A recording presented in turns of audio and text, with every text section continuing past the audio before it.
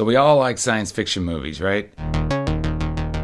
And part of what I like about science fiction movies is when they go into the city and you see all the buildings and all the futuristic and just the goings on of the city.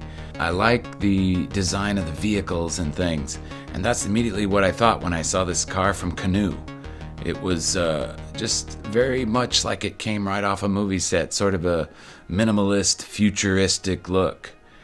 And then I found out, this car and what they're trying to do kind of puts them in a situation where they don't have to worry about competing with Tesla.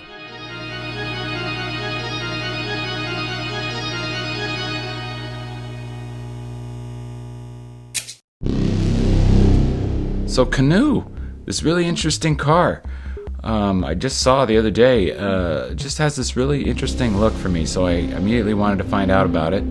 And they're just making their prototype, and they're not public yet. They're gonna merge with another company, SPAC merger thing, and that won't happen till early 2021.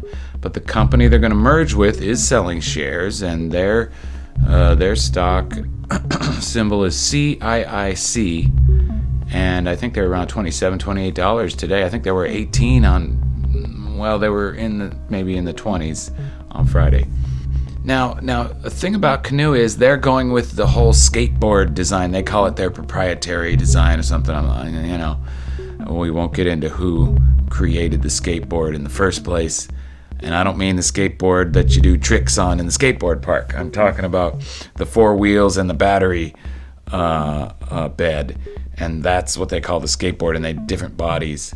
And Canoo's looking more at business-to-business kind of transportation and things like that.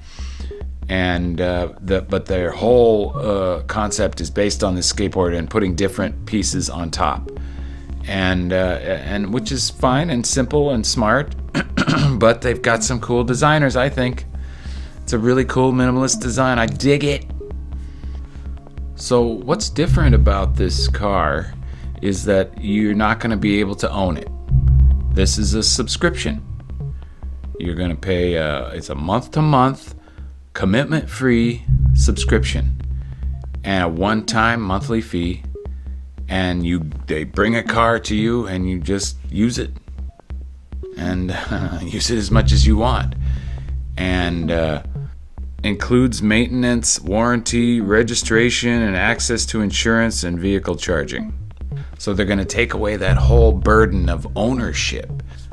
I hope the model works. It sounds like a good deal. So this is why I think that a company like this doesn't have to worry about Tesla. They don't have to compete. They don't have to make their car better, get bigger range or XYZ. The cars are going to be upgraded and new batteries and new things are going to be happening. I mean, if they got an upgrade, you probably just swap out your car and they'll bring you another one. And so it really isn't as much of a worry. At least it doesn't seem like it, because it's not. You don't own the thing. If you don't like it, cancel the subscription. And they come and take the car away.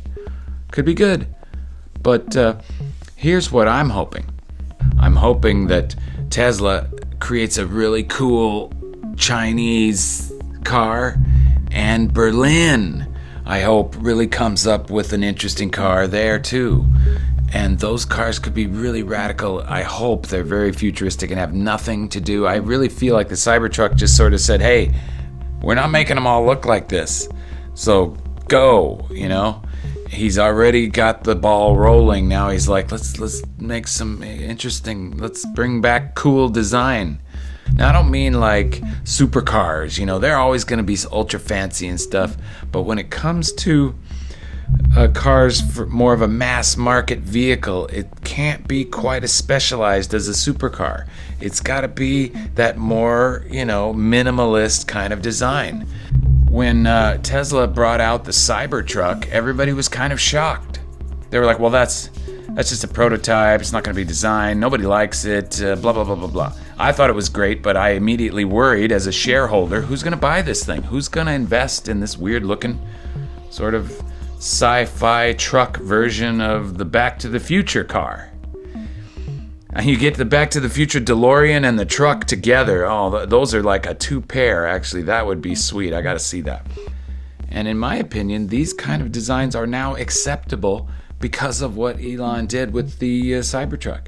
He dared to bring out something like this and say, no, this isn't going to be a prototype. This is going to be the one that we produce. And he hated how people would always make prototypes that never get made and things like that. And he's kind of saying, hey, folks, radical design, it's cool. And I feel like he's blown the glass ceiling off of that. And now everybody's like, oh, yeah, I can design something. And look forward to seeing what comes. And I'll definitely subscribe to a Canoo and see how that is. And once they get full self-driving with that thing, it's going to be awesome. As with Teslas, I mean, I can't wait. I can't imagine sitting in a car and not driving. Anyway, we'll talk about it later. See ya.